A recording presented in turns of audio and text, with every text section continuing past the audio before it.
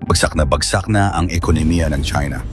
Ang ikalawa sa pinakamalaking bansa sa mundo ay nahaharap ngayon sa malawakang tax crisis. Global recession na nga ba ito? Nagkakaproblema na ang ekonomiya ng China, hindi biro ang sitwasyon na ito. Kahit sabi nila tumubo ng 5.4% ang GDP nila sa unang quarter ng 2025. Ang totoo ay bumaba ng 3.5% ang tax revenue nila. Ibig sabihin, 174 billion yuan o $23.8 billion ang nawalang kita ng gobyerno. Ano ba ang nangyayari sa pinakamalaking ekonomiya ng mundo? Bakit tuluyang nawawalan na ng pera ang gobyerno ng China? Yan ang ating aalamin. Ito ang pinaka-nakakapagtaka. Kahit milyon-milyon ang kinikita ng China sa umuusbong na exports, wala nang natitirang pera ang bansa para sa panggastos nito. Ang dahilan? Ang tax system nila ay sira na mula pa noong 1994. Noong taong iyon, ginawa nila ang isang reform na tila maganda sa papel pero disaster pala sa tunay na buhay. Hiniwa nila ang buwis sa tatlong bahagi. Ang central taxes na dumidiretso sa Beijing na may 55%, ang local taxes na natitira sa mga probinsya na may 45%, at ang shared taxes na hinahati sa pagitan ng central at local government. Ang problema, ang local governments ay responsable sa 70% ng lahat ng gastos ospital, eskwela, kalsada, lahat na. Pero nakakuha lang sila ng 45% ng pera. Dahil dito, napilitan ang mga lokal na pamahalaan na mangutang ng husto para mapunan ang kakulangan. At ngayon, baon na sila sa utang at hindi na halos makagalaw. Ang malaking scam, land sales addiction. Dito nagsimula ang malaking problema. Hindi pwedeng magtaas ng tax ang mga local governments nang hindi pumapayag ang Beijing, kaya ang naisip nilang paraan ay ang pagbenta ng mga ari-arian para pangdagdag sa kita. At dito nagsimula ang sunod-sunod na land sales. Noong 2010, 30% ng budget ng local governments ay galing sa pagbebenta ng lupa. Noong 2020, umabot na ng 40%. Imagine, halos kalahati ng lahat ng pera ng mga syudad ay galing sa pagtitinda ng lupa para sa mga condo at mall. Masarap pakinggan, pero may malaking problema. Hindi sustainable ang setup na ito.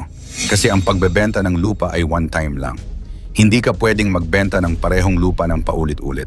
Unlike sa property tax na taon-taong may kita, kapag nabenta mo na ang lupa, wala na. At ngayon, natupad na ang kinakatakutan bumagsak ang property market. Property bubble sumabog na. Noong 2021, nagsimulang mag-bankrupt ang mga malalaking property developers tulad ng Evergrande at Country Garden. Biglang nawala ang mga bumibili ng lupa. Walang developer, walang land sales, walang pera ang local governments. Pero hindi lang doon nagtapos ang problema. Ang property sector ng China ay 25% ng buong ekonomiya nila, mas malaki pa kaysa sa ibang bansa. Kaya nang bumagsak ito, damay ang lahat. Nawalan ng trabaho ang mga construction workers, nalugi ang mga steel companies dahil wala nang bumibili ng bakal, at nalulugi na rin ang mga furniture suppliers dahil wala nang mga bagong bahay na paglalagyan ng gamit.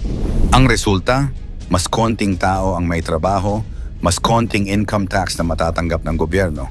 Parang domino effect, isang bumagsak, sunod-sunod na ang iba. Deflation ang silent killer. May isa pang malaking problema na nangyayari sa China ngayon. Deflation, ito yung bumababa ang presyo ng lahat ng bagay. Mukhang magandang pakinggan, mura ang bilihin, pero mali. Ang deflation ay mas nakakatakot pa kaysa inflation. Kapag bumababa ang presyo, hindi kumikita ang mga negosyo. Kapag hindi kumikita ang negosyo, hindi sila makakabayad ng tax. Kapag walang tax, walang pera ang gobyerno. And makikita mo na nga ito sa China. Ang producer price index nila ay bumaba ng 2.5 year-on-year noong March 2025. Ibig sabihin, mas mababa ang kikitain ng mga factory sa lahat ng produkto nila compared sa nakaraang taon. Pero hindi lang sa factory ang problema. Kapag alam ng mga tao na bababa pa ang presyo bukas, hindi na sila bibili ngayon. Itatago nila ang pera nila at maghihintay pa. Kaya bumaba ng 8% ang value-added tax revenue ng China noong 2023. Desperate measures, aggressive tax collection. Dahil desperado na ang China government para sa pera, ano ang ginawa nila? Naging mabanggis sila sa pagkolekta ng tax. Ginagawa nila ng paraan para makakuha ng pera, pero ang nangyayari ay mas lalo nilang pinapatay ang ekonomiya. Mga small at medium businesses na bumubuo ng 80% ng urban jobs at mahigit kalahati ng tax revenue ang pinaka-naapektuhan. Ginagawan sila ng surprise audit, hinihingian ng back taxes, at pinaparusahan ng malalaking multa.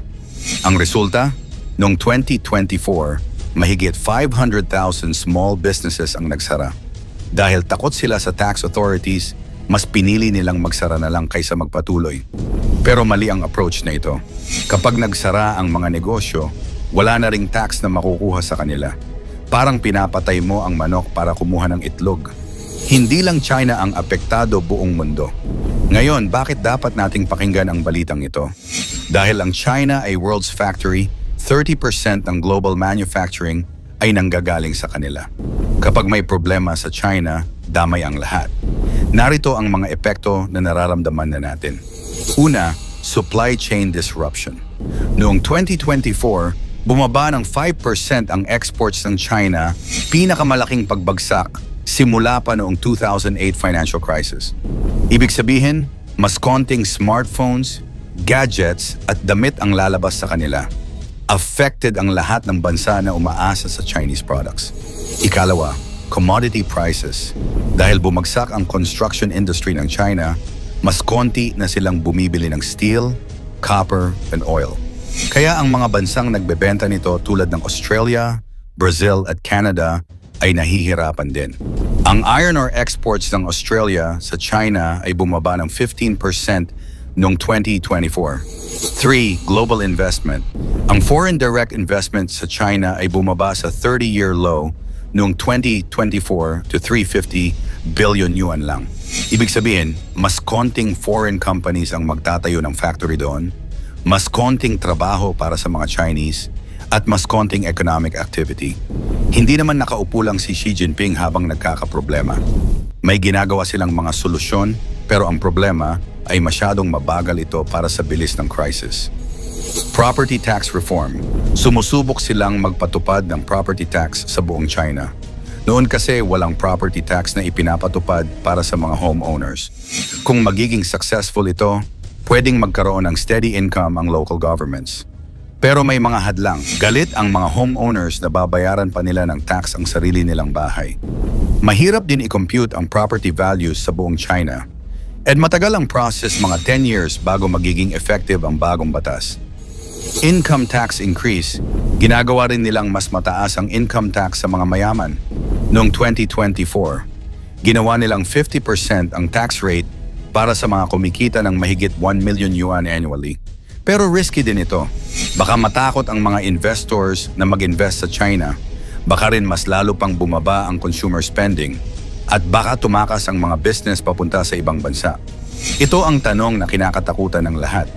Mababagsak ba talaga ang ekonomiya ng China? At kung oo, gaano kalaki ang impact sa buong mundo? Ayon sa World Bank, kapag bumaba ng 1% ang growth ng China, mababawasan din ng 0.5% ang global GDP. Ibig sabihin, billions of dollars worth of jobs, trade, at growth ang mawawala worldwide. Sa ngayon, 30% ng mga provinces ng China ay pwedeng mag-default o mawalang ng budget by 2027 kung hindi magkakaroon ng agarang solution. Sa gitna ng lahat ng gulo na ito, may mga tanong tayo na kailangan nating sagutin. Makakabawi pa ba ang China sa tax crisis na ito? Dapat ba tayong matakot or opportunity ito para sa iba naming ekonomiya na pumalit sa China? Isang bagay ang sigurado, kapag ang pinakamalaking ekonomiya ng mundo ay nagkakaproblema, damay tayo lahat. Ano sa tingin mo? Makakabawi pa ba ang China sa crisis na ito? Or tuluyan na bang mababago ang balance of power sa global economy? Ikomento naman ito sa ibaba. Huwag kalimutang i-like at i-share. Maraming salamat at God bless.